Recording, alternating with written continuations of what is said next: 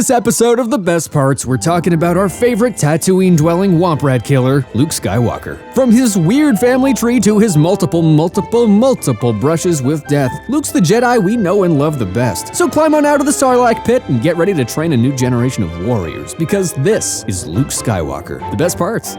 Luke, be a Jedi tonight. Just be a Jedi tonight. Do it for Yoda while we serve our guests a soda. We've already covered Leia, Luke's sister, twin, and occasional crush. So first off, he's cool by association. Anyone related to Leia automatically gets a point or two in my book. Yeah, even mom and dad. See, Star Wars is filled with so many self-consciously cool characters that Luke almost comes across as a wet blanket. I know.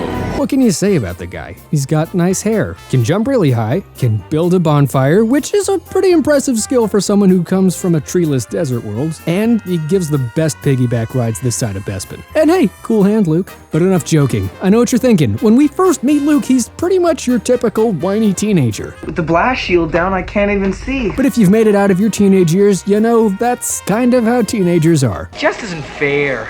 Oh, Biggs is right. I'm never gonna get out of here. No offense, young viewers, but it turns out he's actually destined for greatness. And he finally gets to head out into the galaxy and go on the journey he's always wanted. But here's the thing, Luke's not prepared for any of that. And he only gets to travel the universe because his family is murdered. And they only kept him close to keep him safe. But it's a whole nother year.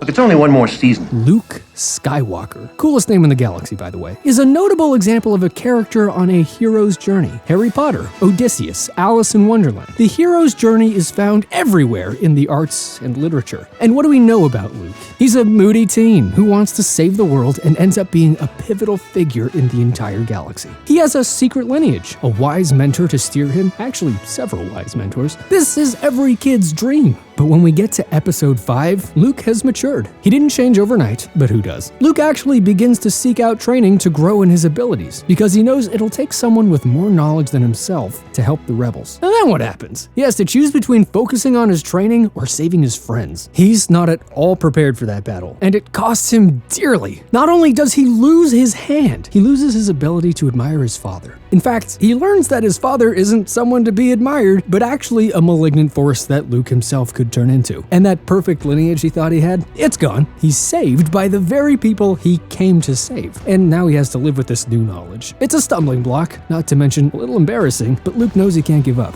I'll never turn to the dark side. Toward the end of the original trilogy, Luke knows he must confront his father and his past, and that the rest of his journey could mean the end of his life. But he chooses to make that sacrifice if it's good for everyone else. He chooses to see the good in his father, and it's only because of that choice that his father is able to make the real sacrifice and save his son and bring balance to the galaxy, if even for a short period of time. So while we can tease Luke about his Yoda backpack, let's keep in mind that he also defeated the Rancor monster with just a bone and a rock. He fought off Frostbite to slay a Wampa. He blew up an AT-AT all by himself. He looks cool as hell walking into Jabba's palace, and even gave Han Solo a sick burn before the Battle of Yavin. Well, take care of yourself, Han.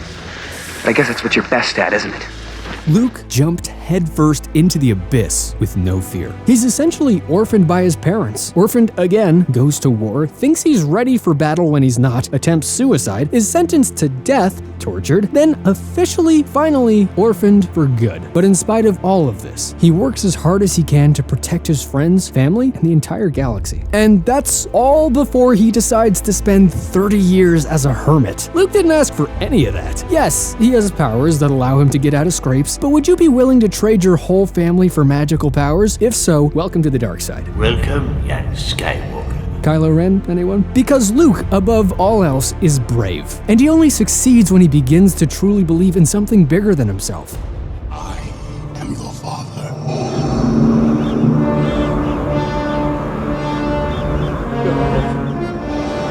No. It's not true. So while the character is an archetype, it's a good one. What do you love best about Luke? Let us know in the comments. And don't forget to subscribe to our channel so we can keep sharing all of the coolest stuff and the best parts. Thanks for watching.